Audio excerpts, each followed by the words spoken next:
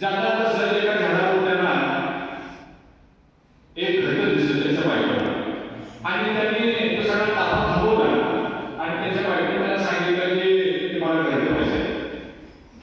मग तिथंच एक गुराखी मुलगा होता, त्या मुलाला सांगितलं की तू ते तेवढं घरटा मला पाडून दे.